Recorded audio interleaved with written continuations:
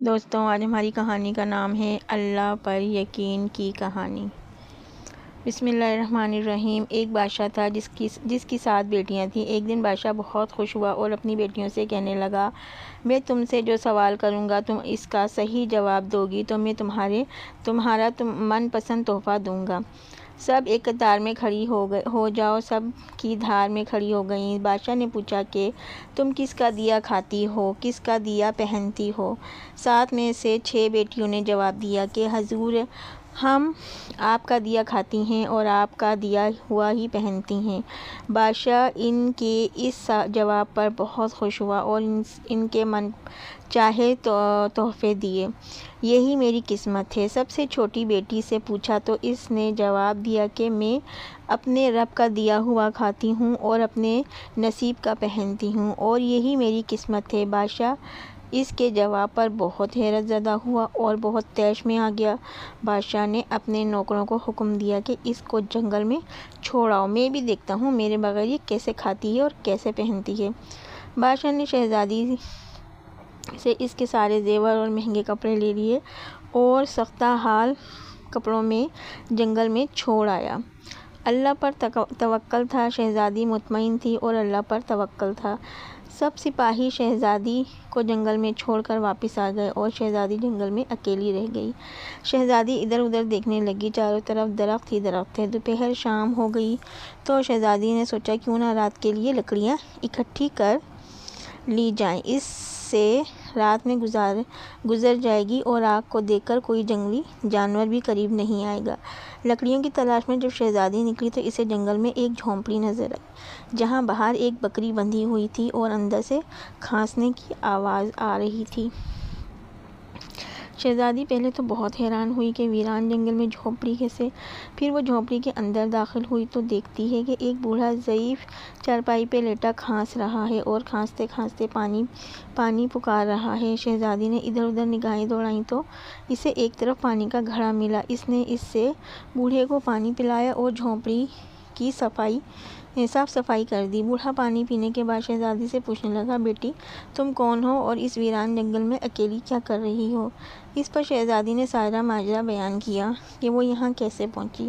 یہ سن کر بوڑھے نے شہزادی کو جھونپڑی میں رہنے کا کہا کہ میں شہر میں کام کرتا ہوں، صبح سویرے میں چلا جاؤں گا اور 8 دن بعد واپس آؤں گا۔ جھونپڑی میں کھانے پینے کا سامان ہے اور قریب ہی ندی ہے، تو وہاں سے پانی بھر لینا۔ صبح سویرے بوڑھا شہر چلا جاتا ہے اور شہزادی جھونپڑی کی صاف صفائی کر کے بکری کا دودھ دھو لیتی ہے اور آدھا اپنے لیے رکھ لیتی ہے اور آدھا باہر برتن میں رکھ دیتی ہے کہ کوئی جانور پیاسا ہوگا تو پی لے گا، اور رات کو سو جاتی ہے۔ ایک خوبصورت اور قیمتی لال پڑا ہوا تھا۔ صبح جب شہزادی اٹھی تو دیکھتی ہے کہ باہر دودھ کا پیالہ خالی ہے اور قریب ہی ایک خوبصورت اور قیمتی لال پڑا ہوا ہے جو کہ دیکھنے میں بہت قیمتی ہے اور اس کے ساتھ ہی سانپ کے نشان ہیں۔ اس پر شہزادی کو یاد آیا کہ اس نے بچپن میں سنا تھا کہ کوئی نایاب سانپ خوش ہوتا ہے تو وہ ایسا لال اگلتا ہے جس کی قیمت ہیرے جواہرات سے بھی زیادہ ہوتی ہے۔ وہ یہ سوچتی ہے کہ شاید سانپ پیاسا تھا، وہ دودھ پی کر خوش ہوا اور اس نے یہ لال اگل دیا۔ یہ سوچ کر شہزادی اٹھتی ہے اور اپنے پاس رکھ لیتی ہے۔ پھر اگلی شام شہزادی دوبارہ پیالے میں دودھ ڈال کر رکھ دیتی ہے اور صبح پھر اسے ایک لال مل جاتا ہے۔ اسی طرح کرتے کرتے 7 لال ہو جاتے ہیں۔ ایک دن بوڑھا بھی واپس آ جاتا ہے۔ بوڑھے کے واپس آنے پر شہزادی اسے سارا ماجرا بتاتی ہے اور 3 لال اسے دیتی ہے اور 4 ہار اپنے گلے میں بنا کر پہن لیتی ہے اور بوڑھے کو کہتی ہے کہ یہ لال صبح شہر میں جا کر بیچ دینا اور واپسی پر اپنے ساتھ محل بنانے والے مزدور بھی لے آنا۔ اگلے روز بوڑھا مزدوروں کو لے آتا ہے اور دیکھتے ہی دیکھتے جنگل میں ایک عالیشان محل تیار ہو جاتا ہے اور بوڑھا اور شہزادی اس محل میں رہنے لگتے ہیں۔ ایسا خوبصورت محل کہ جس میں دنیا کی ہر آرائش، نوکر چاکر اور تمام لذتیں میسر ہوتی ہیں۔ شہزادی جنگل میں لکڑی کی فیکٹری لگا دیتی ہے جہاں غریب کام کرتے ہیں اور ان کی روزی روٹی بھی چلتی رہتی ہے۔ دیکھتے ہی دیکھتے شہزادی کے چرچے ہونے لگتے ہیں کہ شہزادی بہت ہی رحم دل ہے۔ اس طرح یہ خبر بادشاہ تک بھی پہنچ جاتی ہے تو بادشاہ کے دل میں اشتیاق پیدا ہوتا ہے کہ وہ دیکھتے ہی تو صحیح کون سے ملک کی شہزادی ہے۔ چنانچہ وہ اپنے سپاہیوں کے ذریعے پیغام بھیجتا ہے۔ بادشاہ اور اس کی بیٹیاں حیران اور متاثر ہوتے ہیں جب شہزادی کے سپاہی اسے بتاتے ہیں تو وہ کہتی ہے کہ بادشاہ تو صرف ایک شرط پر ملے گی کہ جب بادشاہ اپنی ساری بیٹیوں کو ساتھ لے کر آئے۔ چنانچہ بادشاہ اگلے روز اپنی ساری بیٹیوں کے ساتھ شہزادی کے محل میں پہنچ جاتا ہے۔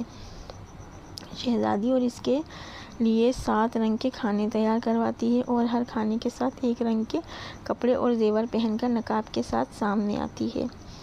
محل کی شان اور وقار دیکھ کر بادشاہ اور اس کی بیٹیاں حیران اور متاثر ہوتے ہیں۔ بالآخر شہزادی سے کہہ ہی دیتی ہے کہ تم میری بیٹیوں کی طرح ہو اور تمہارے کہنے پر میں اپنی ساری بیٹیوں کو ساتھ لایا ہوں۔ میں نہ کہتی تھی کہ میں اللہ کا دیا کھاتی ہوں اور اپنے نصیب کا پہنتی ہوں، پھر ہم سے یہ پردہ کیسا؟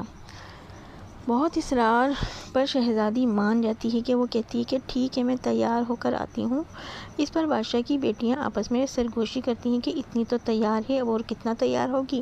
کچھ دیر بعد بادشاہ دیکھتا ہے کہ دور سے کوئی سختہ حال کپڑوں میں اس کی طرف آ رہا ہے۔ غور کرنے پر بادشاہ کو یاد آتا ہے کہ وہ کہتا ہے یہ تو زندہ ہے، میں تو سمجھا تھا کہ مر گئی۔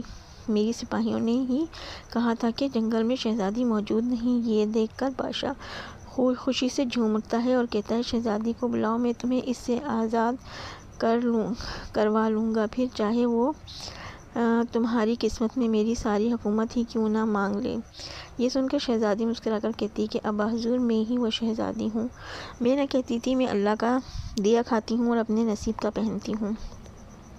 بس اسی اللہ کا احسان ہے کہ آج مجھے اتنا عطا کیا کہ آج میں آپ سے بھی زیادہ امیر ہوں۔ اس پر شہزادی انہیں بتاتی ہے سارا حال کہ وہ یہاں کیسے پہنچی اور دکھاتی ہے وہ ہار جس میں ابھی بھی 4 لال موجود تھے۔ یہ دیکھ کر باقی شہزادیاں دل ہی دل میں اس پر رشک کرنے لگتی ہیں اور کہتی ہیں کہ کاش ہم نے بھی اس وقت یہی کہا ہوتا کہ ہم اللہ کا دیا کھاتے ہیں اور اپنے نصیب کا پہنتی ہیں۔